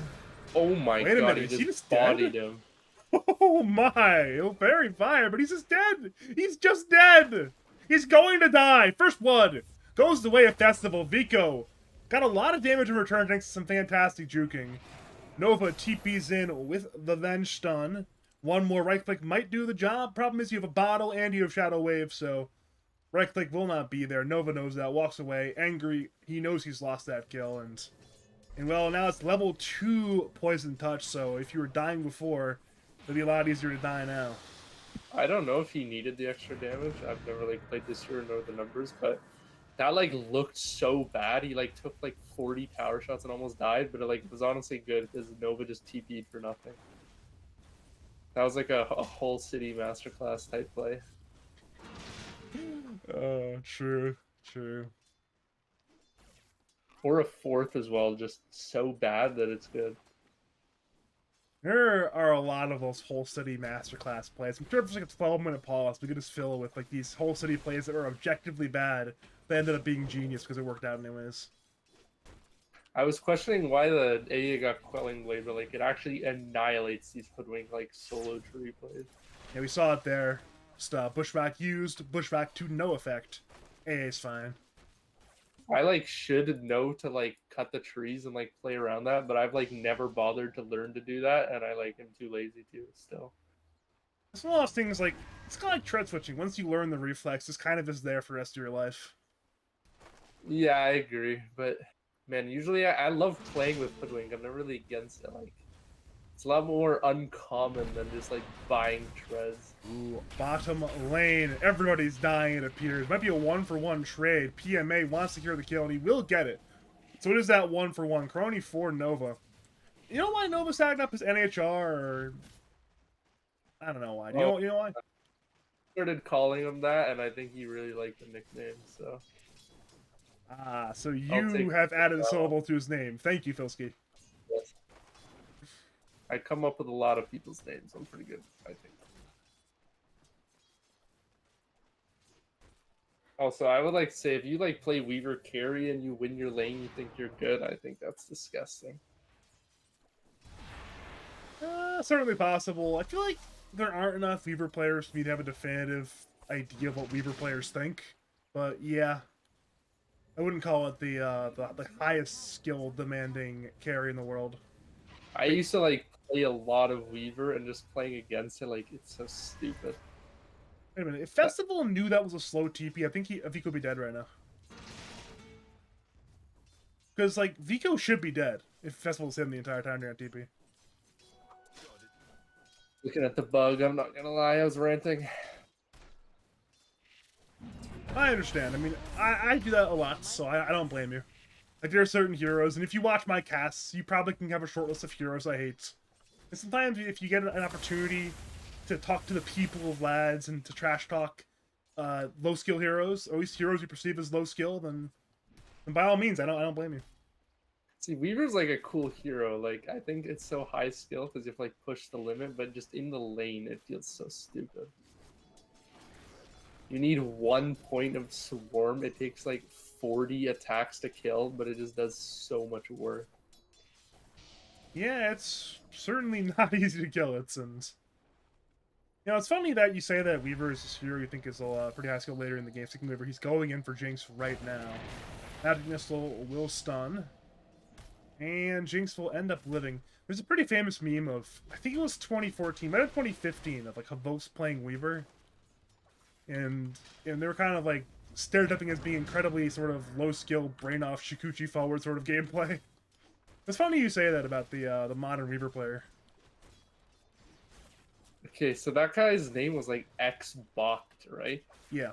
Why did, like, I know it's Havos, but why? Do you know? I've always It's wondered. Xbox in Cyrillic, which is like Havost once you translate it. Oh, okay, that makes sense. Because like the Cyrillic alphabet is not the same as the like the Romance alphabet. Jinx just got cooked by the ping there, bro. Lost that rune somehow. Yeah, I mean it's funny. There's like some letters in like Russian, Ukrainian, Cyrillic stuff. It's like the exact same letter as English. Like A, for example, it's the exact same, but the other ones is like, yeah, this is completely different. Like you want an R sound, use a P symbol. That's how it goes sometimes. Poland, unfortunately, is not East enough for me to be too educated on Cyrillic. Yeah, you know, Slavic language, but not a Cyrillic alphabet, which not the only country that's the case. Bottom lane, PMA gets gone on, stunned by the crony Dawnbreaker, Starbreaker stun. Big kill there for Jinx, and now the Weaver's down. I hope PMA feels that. I didn't even realize he's 1,000 gold down, but when he rewatches his VOD, probably, he's like losing lane on Weaver. I think it's pretty funny. Fucking, yeah, he is surprisingly poor. Luckily for him, though, PL is not much richer. He is only 200 gold ahead of the Weaver, so both carries apparently having a somewhat tepid start to the game. To be fair, though, I wasn't paying close enough attention, but I can't tell how much the consistent TP's mid on the 5 impacted that. Because if the lane wasn't in a great spot and then your support just leaves, then I can easily see that becoming pretty bad. Yeah, definitely. It's especially if the equilibrium's not good. I mean, if you can maybe get a soul pull off something, I'm not sure if okay. There's actually a long-lasting sentry there, so I guess he could have maybe pulled it back on Weaver, but it's easier said than done in the flow of the game sometimes. Over to top lane again. Another Quelling Blade will save the Ancient Apparition. Fruit Punch still wants the skill, but again, this Quelling Blade has paid for itself and then some. Fourth is being gone on. PL goes forward. He's got no mana, though, so seems like everybody but the Hoodwink is very low in this top lane right now. I don't know if I'm going to be more impressed with the AA gameplay or just like these amazing Quelling Blades. I'm loving it. No ball forward. Fourth does have the raindrops, but it's not enough. It will be a trade for AA. Fruit Punch finally secures that kill for herself, but inside the Ice Shard, it's perhaps time to die. Hyper's incredibly low. Fruit Punch has no spells for 2 more seconds. Doppel has been used. Acorn Shot is available. Hyper needs to be a little bit careful. And the Acorn Shot, no! He got too greedy, and he got punished. It ended up being a 2-for-2 trade. Jinx getting solo experience on the PL, or the Hoodwink, I should say. Yeah, that was a play I've made in a lot of games and regretted it every time. I don't know if you will too, but you're so low HP, you feel like you don't care about dying, but then it like doesn't go your way, and you like kind of sad. Maybe I cared about dying after all because I'm Yeah. dead. It's like now he doesn't have TP. Like if some bad shit happens to him, then he's gonna be really sad. I don't think it will. Also, they're 2K gold up. I said both times which draft I like more. I'm already feeling kind of smart. I feel like they're gonna win this game. So it's you know, I've spent time with a lot of commentators, and sometimes they like reason out their drafts pretty well, and then they end up being wrong. So being right puts you in rare air. Because there are, you know, a lot of friends of the channel who just they have well reasoned arguments and they just end up being wrong because that's Dota 2 for you. But being 2-0, it's a very good sign for your analytical skills. Broken clock is right twice a day. Guess we need to get a third game for sample size then. Yeah. Bottom lane, I'm a stun genius. forward by Venge. Blood grenade to follow up. PMA gets punched up. He's got the chance, but he's stunned. But he still collapses in time. Barely got it off. He didn't have the bracer. I believe he would have been dead there. So it's a good bracer purchase. Meanwhile, mid lane, Vico's rolling. Destival is trying to use the terrain to his advantage, but well, he's on the high ground technically. Problem is he's not where he wants to be, and there are three very angry Radiant heroes hunting him down. Jinx grabs the regen rune. Destival gets stunned by Nova. Snowball brings the Dazzle even further towards the Venge. And at this point, it's Dawnbreaker right in the mid-fight with that Solar Guardian ultimate. It's only Venge dead. Festival's still half HP. It's a pretty interesting turnaround right there. I was gonna say it's so I try to improve on like thinking about this in the moment, but it was what I was talking about with Festival's like TP rotate last game. It's like you can't really think about it, but this play that Dawn is gonna ult is just so telegraphed. Like he just TP to the base, like that was just so optimal for him, and they kind of played into it. I mean, it wasn't like that good. They got one support kill, but still, it normally seems bad. I feel like, but that time felt really good. Bottom lane, Venge, speaking of support kill, will end up going down again. Weaver, Shikuchi's forward. Razor has arrived. Crony is a blade mail. He'll attempt to survive. PMA, Shikuchi's forward. Crony will hammer away. Ice Blast will end up hitting the Razor. Weaver got away, but Razor is still dead, so 2 more kills. Jinx will preemptively dust. Problem is his team is not with him, so if it's going to be a kill, it'll be himself alone. He's got punch available, doesn't even try for it. He'll TP away instead. His TP will be successful. Going back to that mid-fight, I mean, sure, it's only support kill, but technically it may have saved the Dazzle as well. So that's a 2-kill swing, going from losing a hero to killing a hero, you know? That's true. That's true. Also, I want to say I'm really impressed with that Skyrim bard play. This guy like way-gated over and then sent an ult from like the strangest angle and caught the Razor off guard. That was really cool. This is not an angle you're... I mean, they even have a little ward to kind of see the angle towards bottom lane, but no, he was over here, which is... I mean, you're just not ready for that. Yeah, if I got hit by that ult, I'd be fucking pissed. Actually, I wouldn't even... I'd be impressed. I wouldn't even be mad at that from them. You know what can you do? That's Dota 2 for you sometimes. In the river, Jinx grabs a haste rune. Vico's on the run. He's got roll. Meanwhile, top lane, a 2v1 fight, Fruit Punch, and fourth, bring down Hyper's PL. Back to the mid lane, nothing's happening. So I missed the kill for nothing, and nothing's happening mid. Whoops. Orange Badger, I saw it. He just got walked down. Cool. That's the hard part when you're doing observing sometimes is you see 2 fights in the maps like, all right, what do I choose? Do I do a bit of both? Do I choose one? I was like, you know what? This one's a haste rune. I'll choose the one. I chose poorly. What can you do? I honestly don't even think he chose poorly. That was really boring to watch. He just died. But I missed the kill. You know, if Twitch chat is being mean, they'd use the T-Tors emote, and then I feel slightly sad about myself. They can hear the noise. They know he died. It's okay. You're right. And they have eyes. They can see in the left side of their screen. Fruit Punch, Sword Symbol, Hyper, 352 gold. Speaking of top lane, Snowball forward by Jinx. Fourth is inside the shards. Solar Guardian, Ice Blast are both used, and it's perfect to bring down that Razor. That's team play right there. 4 combined to bring down the 1. Fruit Punch will end up getting away with the important hero dive.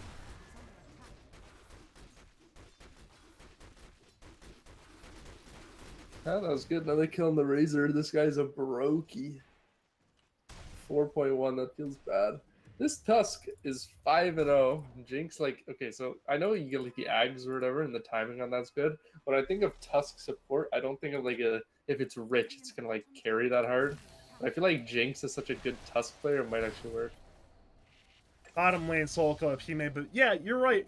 I mean, Jinx is a really good Tusk player, and honestly, just Tusk players in general, you give them items, and if they're like an actual Tusk player, then there's some magic to happen Yeah. between the Ag Scepter and potentially an Ag Shard, the Blink Dagger, potential Force Staff. A lot of fun over there.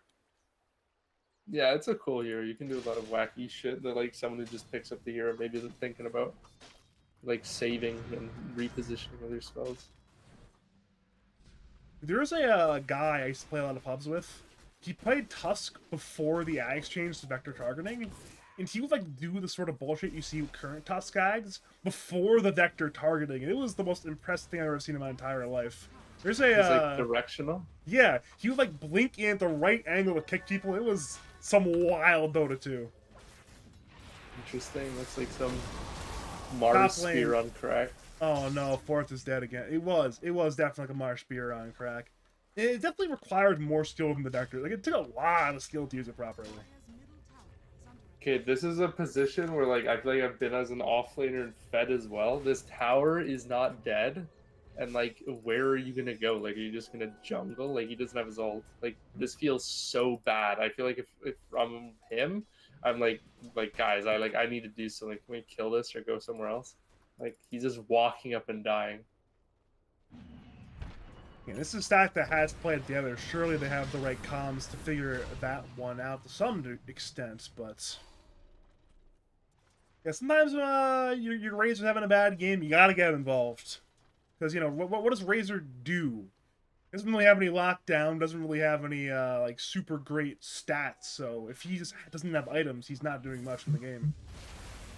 Yeah, that's why, like, me as a player, I don't love playing this hero, because I feel like this is, like, literally the most agonizing spot. Like, on some other heroes, I feel like I can dig out of it, but I don't know what to do if not him.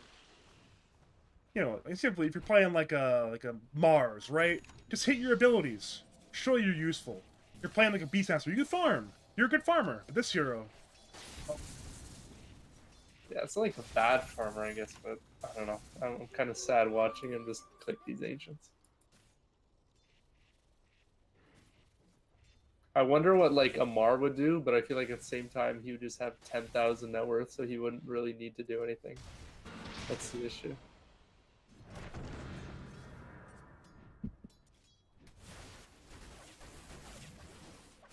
alright, there's surely something going to happen in the Dota game soon. We are at the first, you know, real extended farming period of the game, but... Jinx's blink. Oh, wow. It's on the career, and it is. That's exciting. Bottom lane, Ice Blast is dodged kind of by PMA. The debuff is there, the damage was dodged. And now everyone's fine. It's a time-lapse for Ice Blast exchange. Similar cooldown abilities. I just realized no tower has died yet. This bottom one hasn't even. But Festival's gonna be the mid laner to finally pull up and get the job done. It's a lot easier to pull up to somebody as well, though, when they're doing so much better. Like, this Dawn is double the gold of Razor. And Dawn doesn't even have to be there, he just ults. Pull up. Bottom lane, two-man smoke, Venge and Pango. They're backing up PMA. Almost trying to bait him on a bit of a dive there, but again, happy birthday Hatsune and Miku are not biting. They're playing patiently.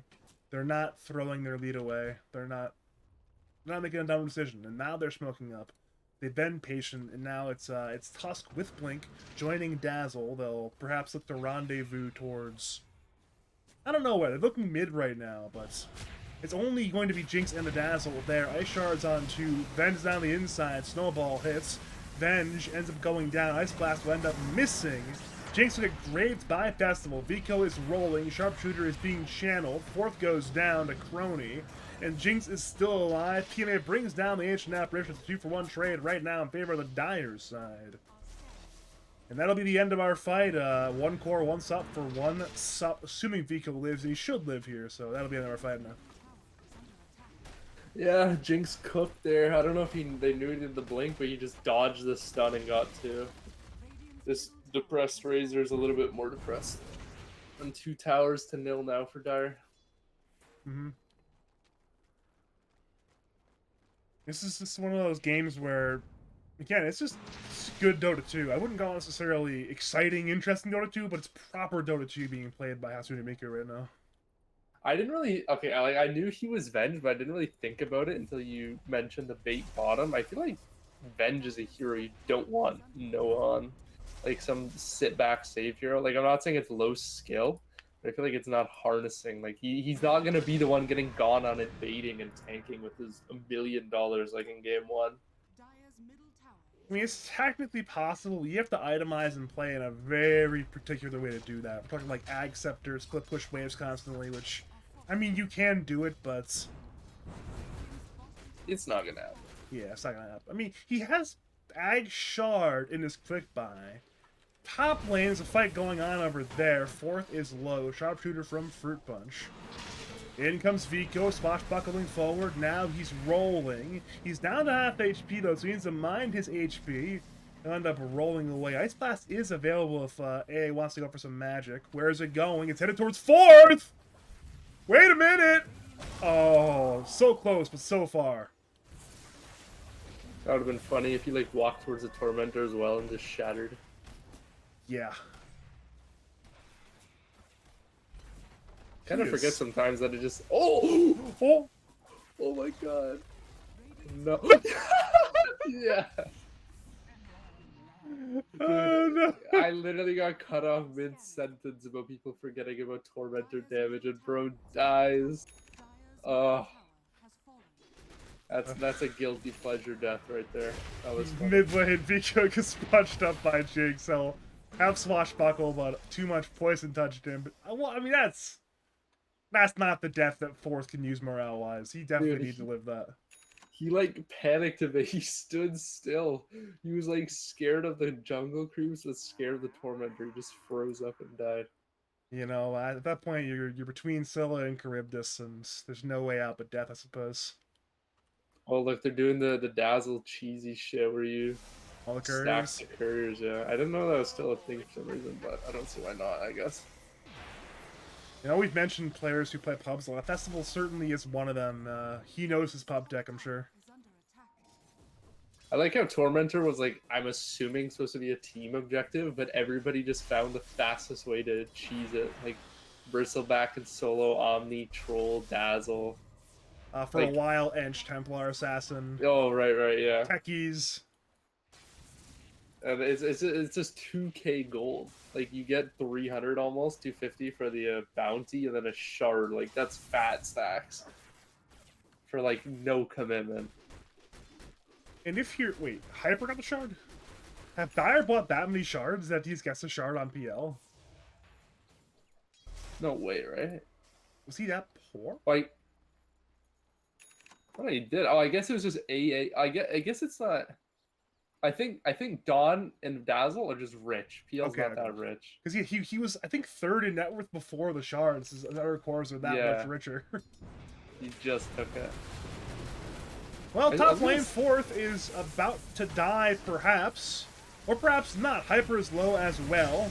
Graves available, though not even needed. Fourth to fall. Fruit Punch will barely get away in time. Jinx had the right idea but the wrong timing. Regardless, that is the seventh death of the game for Fourth. He's having a very rough series right now.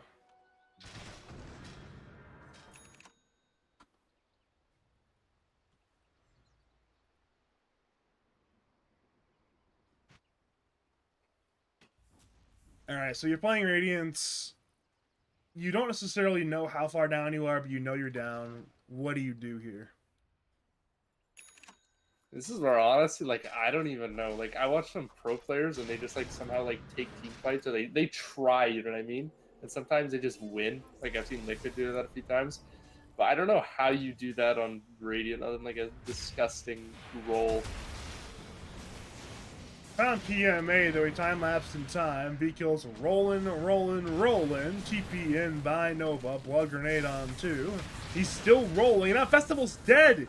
He could not grave in time. Ice Blast on the way. Jinx will snowball to delay his death. Ice Blast hits the Weaver, and Weaver will end up dying eventually. It's the 1-for-1 trade so far. There's a lot of low heroes in this team fight right now. Crony, one of them is on the run. Fourth. We'll go towards the PL of Hyper instead. Swap is available. Then is being kited around by the illusion. He's trapped by the illusions.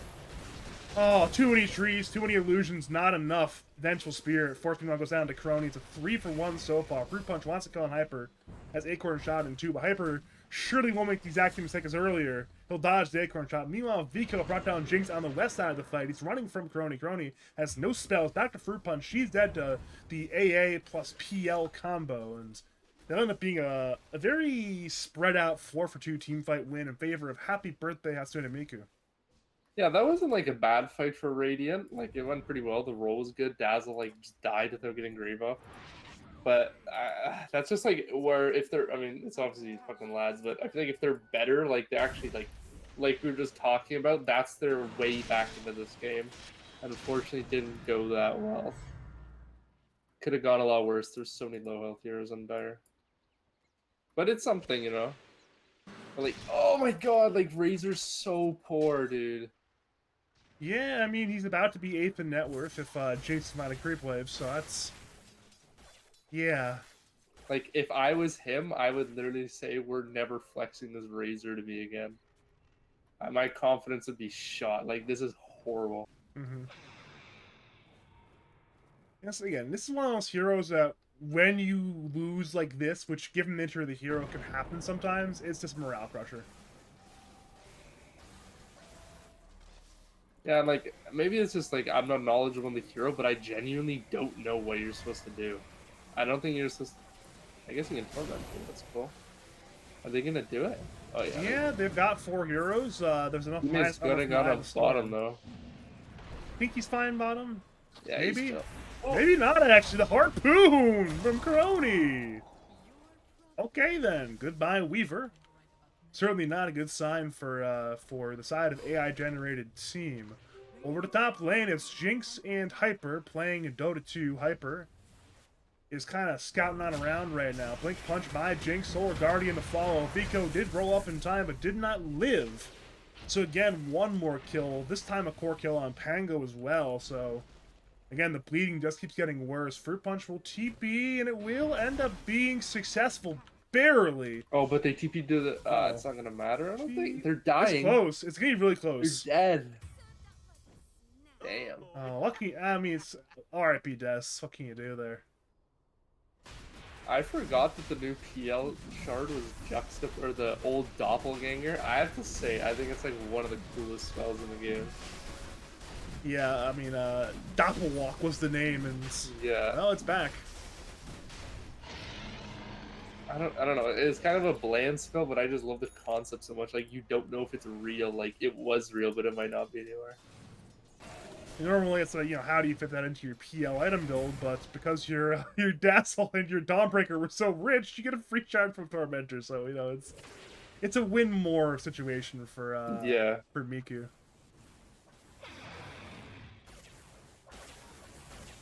Well, fourth, he's just dead again.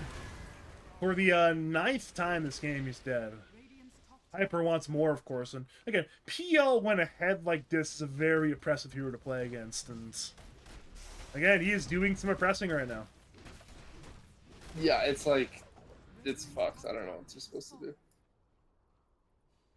PL is like, I don't know, it feels like almost every patch, like the hero doesn't have to be good, but with unlimited gold, I don't know how it loses. Mid lane, Venge is dead again, by the way. He swapped to delay his death, but again, the death came. Looking to shard snatch bottom. Yeah, I mean, Fruit Punch is just grabbing the Wisdom Rune. She'll end up dying for that one, but again, it's probably worth it. I mean, it's a lot of experience for the death.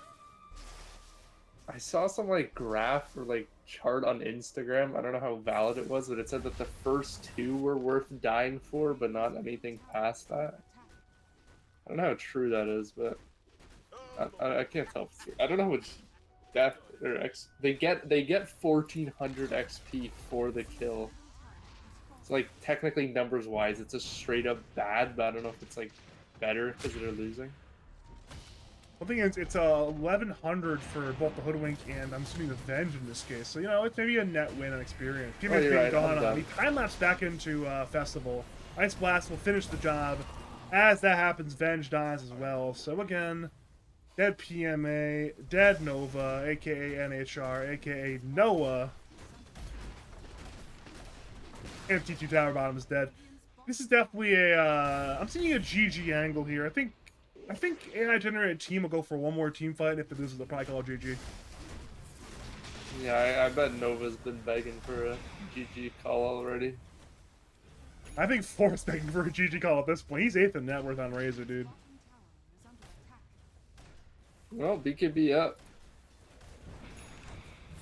This is the hero's power spike. I think it's like 15 minutes late. Kick, 4th. Yes, he's dead. Okay. That's a 5-man roll, by the way, from Vico. That literally hit all 5 heroes, but Festival, oh, he had the right idea. If Dire glyphed in time, Angle would be dead, but again, despite the right idea from Festival, the glyph button was not pressed. Therefore, the wave was not saved, and Vico was just cutting more waves. And backdoor is up. Crony seems not to care about that, but despite the will to kill the buildings are not dying right now. Yeah, what I will say is if I'm 4th, I kind of wish that the backdoor didn't kick in. Oh, what is like a Hyperthink Gleipnir by PMA under a tier 3, and the Venge just dies to PL illusions. Vico was, by the way, all with the tire pace. I think he's dead finally. He's finally dead. Festival and Jinx spent the last half minute of their life doing it, but the job was finished. Yeah, every death at this point, I'm like holding my breath that they're gonna call it. But maybe it'll take a buyback or another axe or something. When's the Roche or the Have Age or something? 1 minute.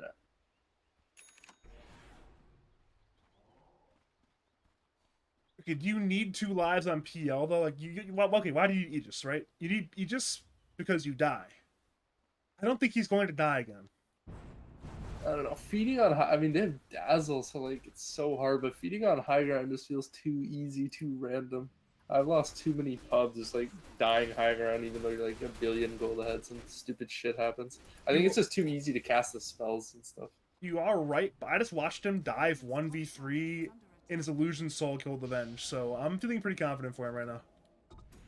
Maybe though, if he didn't have Aegis, the enemy team would have like somehow been more confident in investing in killing him. I don't know if that's cap, but The problem is their Pangolier, who's like about half the team's lockdown right now, is busy on an adventure, some kind of odyssey towards the bottom lane, cutting some waves, eventually dying, so that's fair. I'm not sure they had the damage without their Pangolier.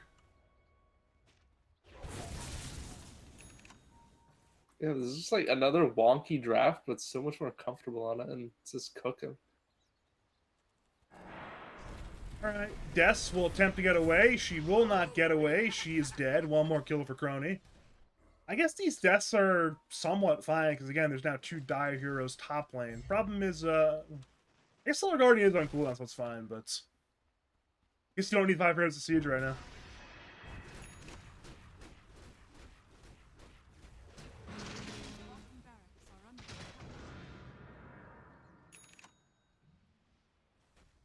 Is that an Assault Cuirass for Crony? It is. That's an Assault Cuirass for Crony. He has so much armor right now. He already has 24 armor. He's going to add so much more armor. Doesn't need Ring of Protections this game. There's still the Cell Bracer by Wraithband angle, but it probably doesn't matter at this point. Yeah, I don't know math-wise like how valuable that is. Because I know the armor loses value as you have more of it. I doubt math-wise it's that good, but I mean, if you've seen my PDC games, you know I stand by what I say. Mid lane, swap in onto Crony, but Crony's kills for punch! 1v3! Kick onto the Venge. It's an absolute train wreck. Nova down. They'll head to Vico. He'll roll in time. Vico is desperate, looking for whatever he can. He's just dead anyways, though. Mid-roll. They'll head to All right, 4th. He it's gets coming, X'd. It's... It's coming. The GG's coming. Yeah, it's... Again, we're about 30 seconds away from the GG call. Pango did buy back. It's Pango and Weaver. There are 2 more buybacks, but... Again, I don't think 4th wants to buy back at this point. He wants to be in the fountain. He wants to be sad. 4th buys back, he'll hit 2nd to bottom. That'd be pretty cool. And PL has solo killed the PMA Weaver. Weaver's got no buyback. And the GG's called. And we have a 1-1 draw in our series between Happy Birthday Hatsune Miku and AI generated team. That was a good series. Tale of 2 games. I think they both kept a pretty consistent draft strategy, just one worked way better than the other. Yeah. I mean, this is, I know you mentioned after game number 1, but, you know, just a couple different heroes, it's a little bit different draft, and, well, a little bit different draft, and suddenly, things went their way. I think both teams are somewhat happy with their win, though, tonight. Yeah, I agree, especially early on. Like, it's hard to be too hard on yourself. But I was right on both the drafts. I don't know if I'm going to cast more to, like, fuck up my 2-0 streak. So, can't really say the clock is broken yet, I guess.